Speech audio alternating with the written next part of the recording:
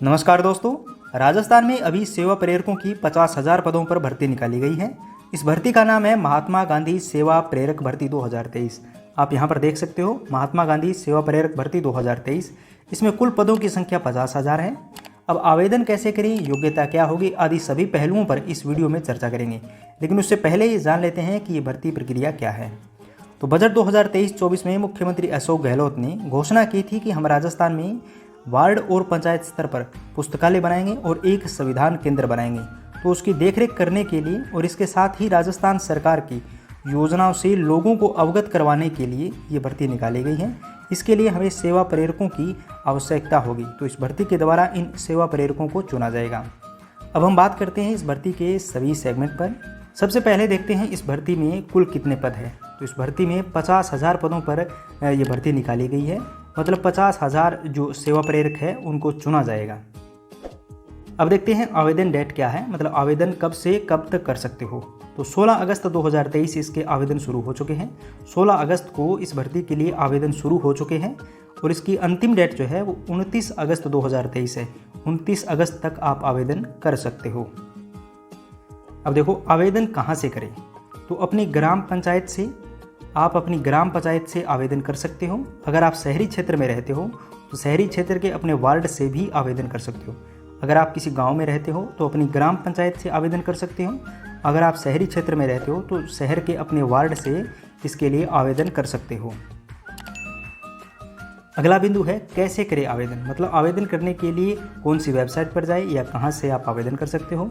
तो शांति एवं अहिंसा विभाग की जो वेबसाइट है उस पर जाकर आप आवेदन कर सकते हो। शांति एवं अहिंसा विभाग ये एक नया विभाग बनाया गया है इस भर्ती के लिए। तो आप इस विभाग की जो ऑफिशियल वेबसाइट है उस पर जाकर आप आवेदन कर सकते हो। शांति एवं अहिंसा विभाग की वेबसाइट पर जाकर आवेदन कर सकते हो। इसके बाद अगला बिंदु है इसके लिए योग्यता क्या है। सेवा प्रेरकों के लिए योग्यता क्या रखी गई है। तो देखो 12वीं पास प्रत्येक व्यक्ति, जिस व्यक्ति ने 12वीं पास कर रखी है वो प्रत्येक व्यक्ति इस भर्ती के लिए आवेदन कर सकता है। और एनसीसी और एनएसएस को प्राथमिकता दी जाएगी। जिन व्यक्तियों के पास एनसीसी या एनएसएस का सर्टिफिकेट है उन व्यक्तियों को इस भर्ती प्रक्रिया में प्राथमिकता दी जाएगी। तो 12वीं पास प्लस एनसीसी या एनएसएस अगर है, तो जरूरी नहीं कि एनएसएस और एनसीसी हो, अगर है तो इन लोगों को प्राथमिकता दी जाएगी। अब देखो अगला बिंदु है आयु सीमा। इस भर्ती प्रक्रिया के लिए आयु सीमा क्या रखी गई है। तो न्यूनतम आयु जो है वो 21 वर्ष है। 21 वर्ष से कम व्यक्ति इस भर्ती में आवेदन नहीं कर सकता और अधिकतम आयु है वो 50 वर्ष है। 21 वर्ष और 50 वर्ष के बीच का व्यक्ति इसमें आवेदन कर सकता है। 21 वर्ष से कम व्यक्ति नहीं फॉर्म भर सकता और 50 वर्ष से अधिक व्यक्ति है वो फॉर्म अप्लाई नहीं कर सकता है। ये इसके लिए उम्र निर्धारित की गई है। अब इस भर्ती प्रक्रिया के लिए वेतन क्या होगा। इस भर्ती में वेतन जो है वो 4,500 रुपये प्रति माह वेतन रखा गया है। यहाँ पर आपको देखना है 4,500 रुपये प्रति माह वेतन है। प्रति माह वेतन जो है वो दिया जाएगा इस भर्ती में। हमारा अगला बिंदु है चयन प्रक्रिया क्या होगी, मतलब इस भर्ती के लिए चयन आपका कैसे होगा। तो देखो सबसे पहले आपका होगा डॉक्यूमेंट वेरिफिकेशन। फॉर्म भरने के बाद आपको एक दिन डेट निर्धारित की जाएगी, उस दिन आपका डॉक्यूमेंट वेरिफिकेशन होगा। आपके जो डॉक्यूमेंट हैं उनको जांचा जाएगा, अगर उसमें कोई भी गलती है तो उसको देखा जाएगा। इसलिए आपका डॉक्यूमेंट वेरिफिकेशन होगा और उसके बाद आपका इंटरव्यू होगा। डॉक्यूमेंट वेरिफिकेशन, डॉक्यूमेंट अगर आपके सही पाए जाते हैं तो आपको इंटरव्यू के लिए बुलाया जाएगा। इसके बाद आपका इंटरव्यू होगा। प्रत्येक जिला स्तर पर ये इंटरव्यू होगा। चयन प्रक्रिया में सबसे पहले आपको डॉक्यूमेंट वेरिफिकेशन होगा और उसके बाद आपका इंटरव्यू होगा। इस भर्ती प्रक्रिया में कोई भी एग्ज़ाम नहीं होगा, आपको एग्ज़ाम नहीं देना है। सिर्फ आपका डॉक्यूमेंट वेरिफिकेशन होगा और आपका इंटरव्यू होगा। इंटरव्यू के आधार पर आपको चुना जाएगा। अगला बिंदु है इसका कार्यकाल क्या होगा। इस जो प्रक्रिया में आप कार्यकाल क्या रखा गया है। अगर आप सेलेक्ट हो जाते हैं तो आपका कार्यकाल कितना होगा, आपको कितने वर्षों के लिए इस जॉब पर रखा जाएगा। तो इसके लिए कार्यकाल जो है वो 1 वर्ष निर्धारित किया गया है।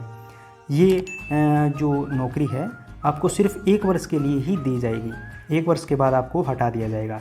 तो ये आपको ध्यान रखना है। ये जो है वो 1 वर्ष के लिए है। इसके बाद अगला बिंदु है कार्य। इसमें आपके कार्य क्या होंगे। अगर आपको सेवा प्रेरक चुन लिया जाता है तो तो आपके कार्य क्या होंगे ये भी जान लेना जरूरी है। जैसा कि मैंने आपको पहले बताया था कि सरकार की योजनाओं को लोगों तक पहुंचाने के लिए संविधान केंद्र बनाए जाएंगे, प्रत्येक वार्ड और पंचायत स्तर पर पुस्तकालय बनाए जाएंगे। तो देखो, योजनाओं की जानकारी जो राज्य सरकार की और केंद्र सरकार की जो योजनाएं हैं, मुख्यतः राज्य सरकार की जो योजनाएं हैं, उन योजनाओं को लोगों तक पहुंचाने के लिए सेवा प्रेरकों को चुना जाएगा। पहला काम तो ये होगा कि आपको सरकार की जो योजनाएं हैं उनको लोगों तक पहुंचाना है।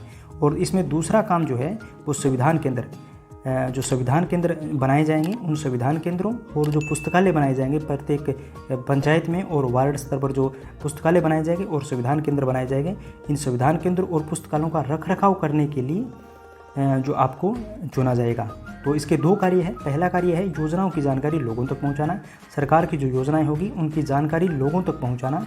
और दूसरा काम होगा संविधान केंद्रों की स्थापना की जाएगी और पुस्तकालय बनाए जाएंगे, तो उन पुस्तकालय और संविधान केंद्रों के रखरखाव का जो काम है वो आपको करना होगा।